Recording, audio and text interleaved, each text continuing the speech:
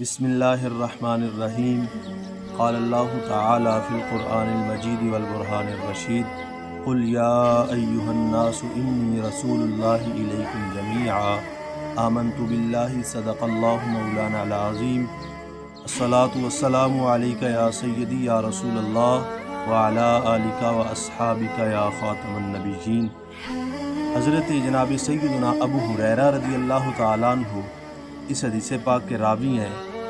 عن ابی ہریرہ ان رسول اللہ صلی اللہ علیہ وسلم قال فضلت علی الانبیاء بست اعطیت جوامع الکلم ونصرت بالرعب واحلت لی المغانم وجعلت لی الارض طہورا ومسجدا وارسلت الی الخلق کافہ وختم بی النبیون او کما قال رسول اللہ صلی اللہ علیہ وآلہ وسلم۔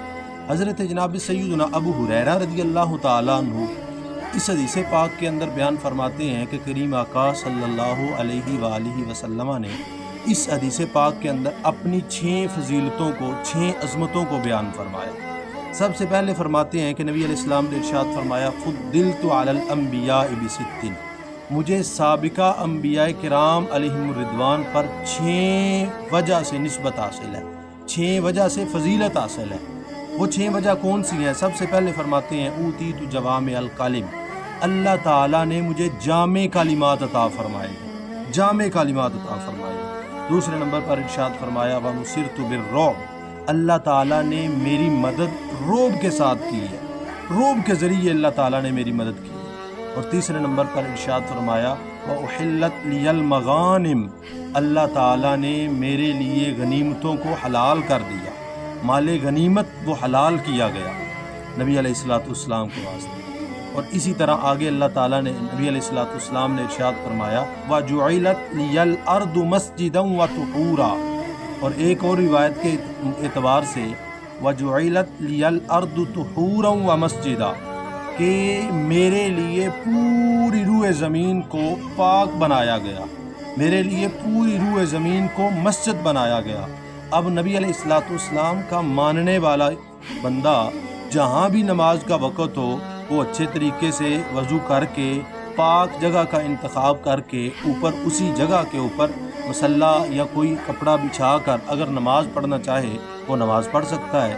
اور آخر پر نبی علیہ السلام نے ارشاد فرمایا وَأُرْسِلْتُ إِلَى الْخَلْقِ كَافَّةً، کہ اللہ تعالیٰ نے مجھے تمام خلق خدا کا رسول بنایا گیا، مجھے تمام خلق خدا کا رسول بنایا گیا۔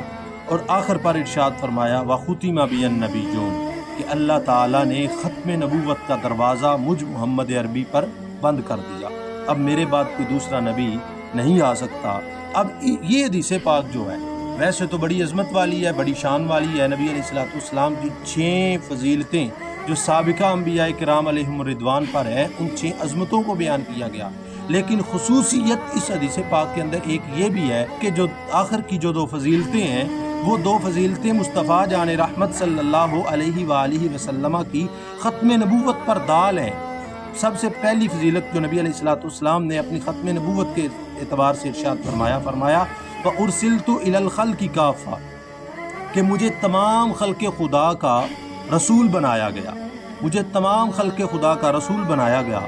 اور اس سے یہ پتہ چلا کہ روح زمین بلکہ پوری کائنات کو ردائے رسالت محمدی نے اپنے دامن کے جلووں میں لپیٹ رکھا ہے۔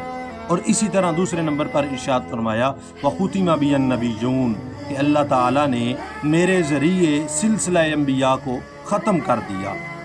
اب سب جو جھگڑے ہیں وہ ختم ہو گئے، کیونکہ جو لفظ ہے النبیون یہ تمام تر انبیاء کرام کو شامل ہے، چاہے وہ صاحب شریعت ہو چاہے صاحب شریعت نہ ہو۔